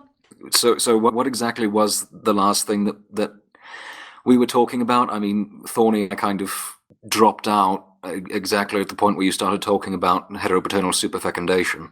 Oh dear, yeah, because I said quite a bit after that. Basically, just to sum up, my point was that having those prejudices and negative experiences in fiction can still be important because a lot of it can still be relevant. I can go into more detail, or I could try to if you'd like. No, because I think what I had there at that point to work with actually really did inform the point that I was planning to make and was trying to make, and apparently today is just not my day to try and be literate. No, I think you bring up a very good point in the comparison to heteropaternal superfecundation, and I've been practicing saying that so that I can do it right. Because that's a hell of a mouthful. Supercalifragilisticexpialidocious, etc. But no, I think that you do bring up a good point with that, and the fact that this sort of thing is necessary to be discussed. I'm not discounting that in the least, obviously, because I do it myself on a regular basis. But I think that it's the approach that differs, right? And actually I did have a source citation for this that actually did inform quite a bit of my thinking on this sort of thing, and that is Granny Disapproves by Cro-Magnon. And the basic takeaway from that story, I don't know if any of you have read it, is please don't use us as your villains. You know, it's an appeal from the characters to be allowed to live out their normal lives without being made as ciphers for the worst parts of human vice and ill and bad feeling. And I think there is merit in that argument. For example, in heteropaternal superfecundation, the main source of concern for Cupcake and her worries about being ostracized or violently pushed out of town, or something like that, for her misbehavior, if you want to call it that, was or her misstep, it was mostly coming from her own brain, her own fears, her own preconceived notions of, interestingly enough, considering the story we're discussing, what other people and what other ponies were going to think of her should the truth come out. And in much the same way as was being attempted with this story, in heteropaternal superfecundation, you had a situation where no one was going to believe the worst of her, for the reasons that she expected, and the discussion of the implications of what was going on centered more around the lie than necessarily around the mistake that brought those lies to light, if any of that makes sense. I think so. And I think I'm going to circle back to the other story you mentioned. I haven't read it. From the implications, my guess is it's a reaction against how, especially with the early stories that explored resistance to LGBTQ issues, my guess is that Granny Smith is reacting to being cast as a homophobe, because in so many early stories, it was Granny Smith who did not approve of a family member being gay or some other character being gay, threatening to disown and cast out, and all those. I saw many stories where Granny Smith was cast in this antagonistic role. Part of what can be learned from all of this coalescence is that part of the problem can come if you have a character who is seen as being very loving, positive, and accepting suddenly be cast in such an antagonistic role. This story gets away with it a bit more because you have more freedom to play with Bonbon as a background character. For the early fanfics, Granny Smith didn't have as much personality. She really didn't get much until season 2 or 3. So I think that's part of why that happened to her. The other part is that she's just an older character and set in her ways, blah, blah, blah. So I think that's a lot of why that was happening. I don't know that I agree with the point of don't use us as your villains. I think you have to be careful in who you choose as your villain and how you set them up as your villain. But again, how to phrase, I think all fan fiction takes an assumption at some point that our worlds share a lot of parallels. For me, in heteropaternal superfecundation, I can't even say my own. I can't say my own title. You chose the title. In heteropaternal superfecundation, my assumption was that readers would take it for granted that a character who had cheated on their spouse would be seen in a negative light, as they very much would in our world. And that was an assumption that carried through for many readers and for some not so much. And in some of these fics, it can be a bit harder, I think, to carry the assumption through that LGBTQ discrimination exists and can be carried out by characters. But I don't think that it is wrong to still try to portray that depending on what you want your story to say. God, I talked for too long. You're telling me. I was starting to get hoarse, had to go get myself a drink of water. No, I do see your point. I do understand it. I think the don't use us as your villains was more directed towards what you were saying about, yes, characters who do have a better light about them within the canon, whether it was revealed at that time or not, compared to how they were later. And yes, this was specifically a Granny Smith sort of thing. I should probably have explained that, but I'm all over the place today, clearly, and still trying to recover from wireless disappearing for 10 minutes or whatever it was. So yeah, clearly my best introduction is part of putting my best foot forward for this introductory I did fine. Introduction. It's fine. I mean, I guess that it was about Granny Smith. I think if you've read any early fanfics that touch on shipping, frankly, then you're going to run across Granny Smith the homophobe. To be honest, I've got a fic on my channel called One Bad Apple where it's literally the exact opposite, that Granny Smith is so focused on all of her family having same-sex relationships that she actually ostracizes someone who she could describe as a filthy breeder. Oh my God. Fucking hell. That's fantastic on the one hand and also still problematic on the other. But yeah, funny. just a direct inversion still carries all the same problems. Yes. I thought that's a completely different fic. I have to go find that again now. I think what we Yeah. can agree on in terms of how this story includes any kind of homophobic elements, the most it does with them is to make Bonbon Prime a more cartoonish villain than she already is. And it doesn't really touch on them in many more meaningful aspects than that. Yes, and I think that was part of the problem that I was trying to get to and just talked my way around instead, is that it's such a cheap way to handle the situation, as it is done here in its very throwaway manner, or in some of the in a lot of the other ways that is done, like just taking the easy road out of having Granny Smith be the homophobe just so that there can be one. You know, it plays back into the whole problem that this fic has as a whole personally, which is that it is just so lazy. It is just so wrapped up in getting the situation out there that it doesn't treat the characters as anything more than ciphers for the action. It doesn't handle the action itself all that particularly well, as we have discussed. It's just a very aggravatingly basic piece of writing. And that was where the hammer fell. Does that mean that Bonbon Prime is a basic bitch? I walked into that one, didn't I? I had to lighten the tone somehow. It's Sunday evening. It's like I'm getting ready for work in the morning. I need to not kill myself before I get there. Oh, Christ. Come on. Surely it's not been all that bad. Well, I don't know. The next topic we've got is the moral philosophical implication of submerging yourself in another's personality to become the person you think someone else wants you to be. Bracket ick. Oh, fuck, that's me again. Yeah. All right, can we start with someone else so that I'm not taking over the entire operation? I want to go. Okay, Narrator, you go first. I think there was a real opportunity here for the author to draw parallels between Lyra wanting to be turning herself into someone that she really wasn't for the sake of appeasing someone else, and then like the Changeling Bonbon literally not metaphorically doing the same, but literally changing herself into someone else. There was a real opportunity to draw a parallel and say something profound there. We didn't quite get there. The fic was meant to be sort of lighthearted, I guess, which I don't think the author largely succeeded with, but that would be a good fic. Another one that was an idea that might be worth fleshing out. Cygnus? I would absolutely agree.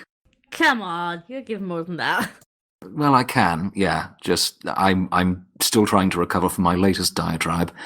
I can ask someone else if you'd rather. Please, I just need a second. Goombasa? I don't really have a lot to add on that topic, mostly because I just feel woefully inequipped to even try broaching something like that. Thorny, that means you're up. Oh dear. Okay. I think we've touched on this several times through the review already. Because there is a parallel. I don't know if the author intended it to be there or if that was just a happy accident, because it is a good accident that there is a parallel between Bonbon and Lyra and the way that they change their personalities. I think the moral of the fic is you shouldn't, and possibly better yet, you shouldn't have to, but is not as strong as perhaps it could be. Well, why shouldn't you? Apparently, if you steal someone else's identity and then just move to Ponyville and build a life with someone, everything will work out fine because everyone is okay with this. From the two princesses to everybody in town, everything will work out if you steal someone else's identity. The consequences are in the drama. And you're right. You're right. Having the princesses being pretty blasé about this whole situation is the story's problem. It has been the problem this whole discussion. But the consequences are that Bonbon has to endure Lyra even briefly rejecting her, saying, I don't know who you are. I've never known who you are. That is a very real consequence to Bonbon's actions. It gets smoothed over far too quickly, but they are there. And that's why I think the story does say you shouldn't do this. Cygnus? Yes, I'm back. I am definitely in Neighrator's camp at this point with regard to that. I think that, well, when I wrote down the point, I think the thing that I wanted to focus on was the internal aspect of it. You know, the submersion of the self for the sake of something, someone, some ideal, you know, and it's definitely not handled as well here as it could be in any sense. External, internal, you know, enough attention or thought given to it to really flesh out any of the consequences whatsoever. And again, this is I'm coming at this from a very particular angle. The idea that you can go so far as to change at your base who you are for the sake of something that you don't know would be reciprocated any other way, in terms of sentiment or love or emotion or whatever. Again, there is something to me, at least, that rings very wrong about that, just completely apart from how it was handled in the story. And I'm definitely curious to hear what other people have to think about that, or say, or something. It's bad, don't do it. Which is about the level of discourse that it got in the story, so you're Yeah. at least on point there. Yep. It's totally not to do with the fact that I can't really follow up anybody else's point with anything more intelligent than that. I think it's all been said, yeah. Yeah, I agree with what everybody else said, which means we are moving on. I'm going to switch things around a little bit, just because the significance of the title, I think, should come last. So, Changeling Headcanon. Narrator, you've added this. Explain, please. So after Lyra discovers that her Bonbon was actually a changeling, and she says, "Oh, so wait, you haven't fed on me?" And then Lyra, and then the Bonbon says, "No, I would never do that. I always just feed on the customers, and then I give them an extra snack afterwards, so because sometimes they'll feel a little tired." So first of all, that sentence raises its own problems. That, you know, if she had come out to Lyra as being a changeling earlier, Lyra probably would have been okay with her, quote unquote, feeding on her. But secondly, since my first headcanon about changelings was destroyed, where the changeling hive was like a hive mind, like the Borg or something like that, my second sort of fallback headcanon, like, I don't see why love has to be a depletable resource. I think it's a renewable resource, you know, that as evidenced by the fact that these new, more colorful changelings can apparently sustain themselves on their own love for each other. But I don't think I don't see why, in my headcanon at least, a changeling feeding on someone's love is like doesn't harm that pony in any way. What do you guys think? Complete cop-out bullshit. Okay. Oh, what do you mean? Tell us what you really think. Stop holding back. Yeah, well, I mean, I've held myself back this far. No, I think you've touched on a point that I wanted to as well. I'm not going to go into another full diatribe again, but yes, everything about post-season 2 changelings is absolute, utter cop-out nonsense. They were villains, they were supposed to be villains, and someone came along and decided that they weren't going to be anymore. And much as with this story, the action was made to shape that ideal. I think Goombasa might have something to say on this, just because he wrote a story about the Changelings post-season 2 that kind of maintained their villainy, but also mitigated it in a way that I wish canon had. Goombasa? A Matter of Pride, yes. Don't read that because it's not that good. But I can't even really remember a lot of what I wrote in that. It was so long ago. But just at the time, I remember being fascinated by the idea of changelings being able to retain what they are as a species, and yet still have some level of humanity to them. Like, asking to eat somebody politely, you know, like a vampire. Well, now see, that's clever. That at least has some depth to it. I think some of the question of headcanon in this story centers on whether you're okay with having a changeling character that's fairly light, or whether, like many of us, your headcanon is much more strongly influenced by the horror element of changelings, because they were introduced to the show as a force of horror, and a lot of changeling fics really capitalize on this.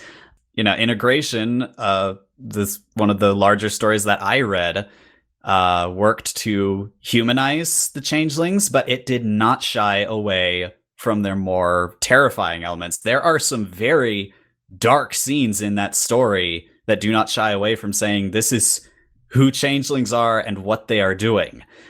As far as I'm concerned for how the changelings have been reformed and what they are in the show, if you want to write a changeling fic, make the changelings whatever you want. You can make them the Borg, you can make them an absolute element of horror. I think it's all fine because they are a very fascinating myth, for this world. And I think that you can capitalize on that a lot, even just completely ignoring whatever the show has done. As has been touched on, a lot of shipfics will make them this more tragic element. And in this, and that's the thing. For most of them, it works a lot better because being a member of an enemy nation who you're at war with comes with some risk when you're on the enemy's side. And if that's not in this story, then there's not a lot left to make the changeling character have much substance. There is a Bonbon is a changeling story that is much better, that I think everybody should go and sample at some point. Everybody in this chat, certainly, if you haven't already. It is called Mendacity by Dromicosuchus. And in that one, changelings are considered part of the She, the fairy and elf kingdom. And it is very, very interesting take, and it's a very unique take. I've literally never seen this replicated or even touched upon by any other author. There is a reading of it somewhere on YouTube, a full reading, because I remember listening to it on the way to and from work a couple of years ago. But it is definitely one of those stories that it takes some of the themes and some of the ideas of Bonafide, but does them better. And it also has its own OC character that is far more interesting than Windy What's-Her-Face. Windy Wander. And I'm glad that you brought up Mendacity, because I have been refraining from mentioning that one because I read it so long ago that I barely remember it, but I did remember liking it, and this story kept reminding me of it. So now I definitely need to go back and revisit it. I'm glad to hear that it's still a good one, at least as far as we know. It is a really good one. Sadly, it's 14,000 words over. No, it's 24,000 words over our limit for this Good podcast. heavens. So yeah, it's 74,000 words. So it's too long for us to go into here, but it is definitely something that is worth listening to. If you liked Bonafide, even if you didn't like Bonafide, but you wanted to see something done that is thematically similar but qualitatively better. Oof. And I say this as someone, I liked Bonafide. Like this podcast I liked it too, is making me despite like everything. it less. But I liked it when I read it. That is the danger of literary criticism, sadly. Yeah, unfortunately with this one, they're all valid fucking points. Yeah. It's much easier to ignore criticisms when they feel nitpicky, but this is like fundamental problems with the story. Okay, the confrontation scene. Once again, narrator, you added this. I just wanted to talk about this scene for a second, just because I think this was just kind of the quintessential moment. Can I ask which confrontation you mean? The one in the epilogue in the shop, or the confrontation between Bonbon Prime, Bugbon, and Lyra?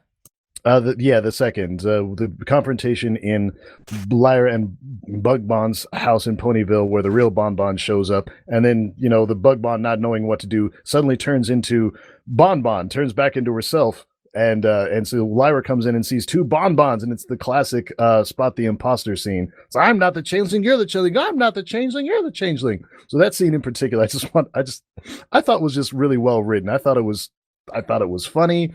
It kind of just sums up. If I had to take a guess, I would say this is the scene that the author had in mind when they were writing this fic. It's certainly the one that came up in the, what's it called? Picture? I literally couldn't remember the word then. Sorry, I was having something to eat, and then you finished your point earlier than I was expecting.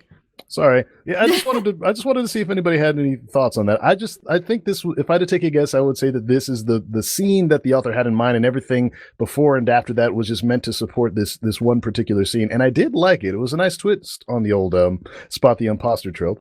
I will agree with you. I think that this is actually a very good scene, and I think I know why. Because with most spot the imposter themes, you have the imposter messing up somehow after, shenanigans and confusion and the guessing game and all that.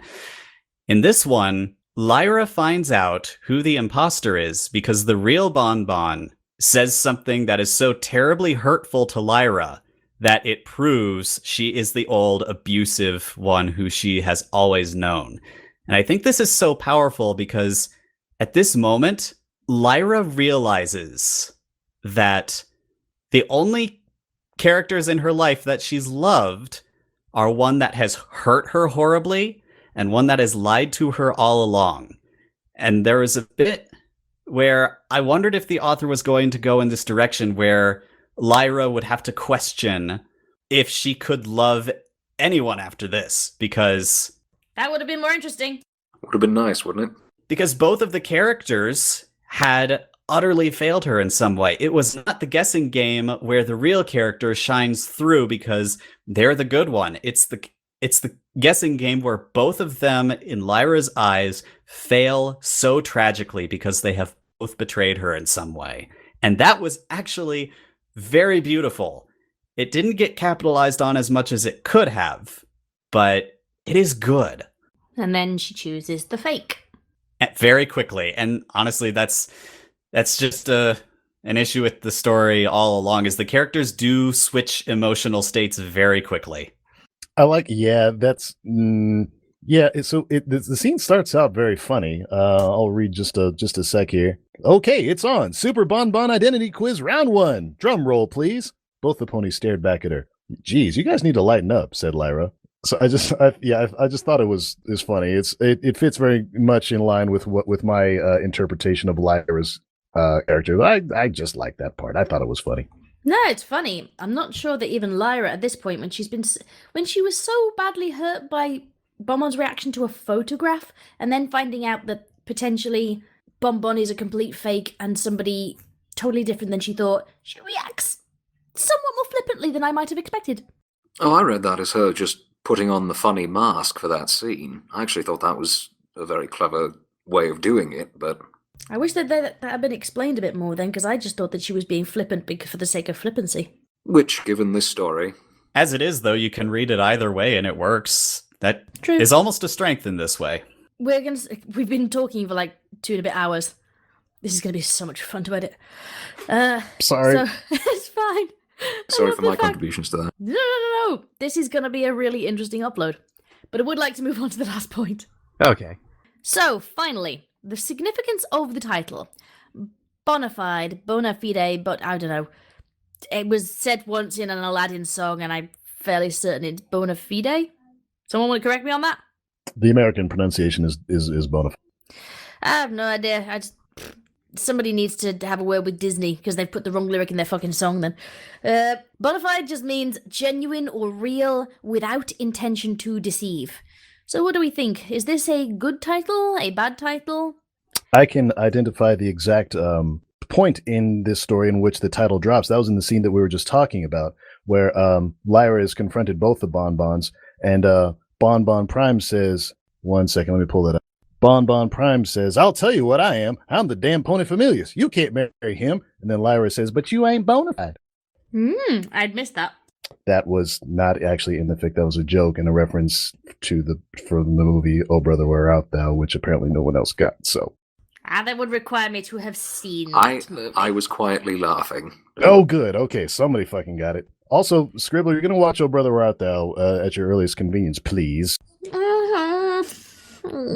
Don't give me homework. I have never understood the mass appeal of that film. Oh, Cygnus got my joke. Thank you, Cygnus. Someone did. I don't like George Clooney. Oh, you have to watch this film. I don't like him. You're gonna like this movie, I promise. I promise. Smarmy, womanized, groping bastard. I don't like him. All right, fair. So as to whether this was a good title or not, since my joke completely fell flat, I think that it's a fairly good title. After everything we've discussed, though, a part of me really thinks that it would be a good ironic title if this story were a little bit more better written and sort of tried for the darker aspects. I think it would be a good ironic title for a story like that.